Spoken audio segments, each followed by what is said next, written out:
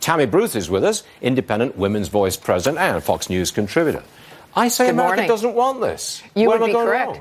You're not. And this is an example, obviously, of why people like you come to this country, because the only way that we're going to be able to have people who really are able to achieve their dreams is with an economy that supports them and where they're free to make choices that best suit them. For the left, they rely on a bad economy. They have no new ideas. And so, yes, the answer is to promise people money, to bring them in and to suggest that, well, things are not, they're never going to be really good. The only people that you can trust to make sure you can kind of barely make do is us, and we will simply hand you money. But this is nonsense. We have prosperity. We have an extraordinarily strong economy, the most competitive economy in the world. That's right. Only recently. Unemployment, extremely low. Yes, job openings, 7 million of That's them. right. And this is why the Democrats are so unhappy.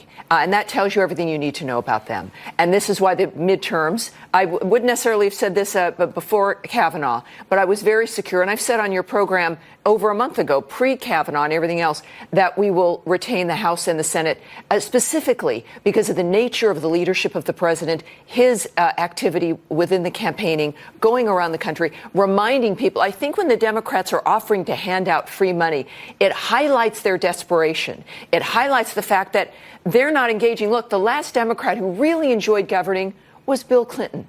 And that's why you didn't see this kind of behavior. But those days are over. This is still the party of Barack Obama, who is doing also the same thing, relying on a bad economy, and even, I would argue, to some degree, of creating falsely a bad economy.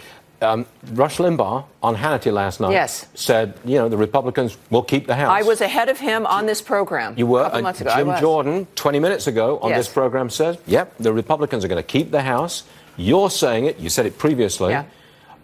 You're out on a limb still, though. Well, these are individual races. That's the key. It's about how the candidate is, how they're campaigning, what the dynamic is with support with the RNC to these individuals. But the president's influence is terrific. But beyond that, it's not just that he's a personality. It's the strength of leadership now that Americans are seeing. And I think that clinches it for the American people. They like the president, but really this is about him doing what we hired him to do, which is to bring the future back.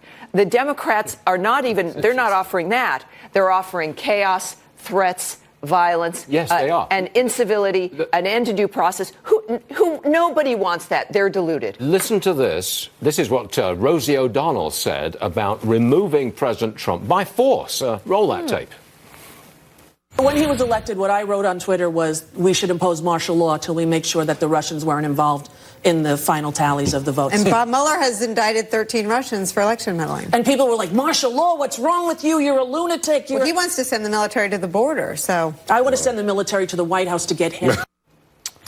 Well, Tammy, what do you make of that? Well, that's of course, a perfect highlight of what the Democrats have devolved into. My complaint, though, is she is a perfect example of the damage that's done to people because of Democrat Party leadership rhetoric.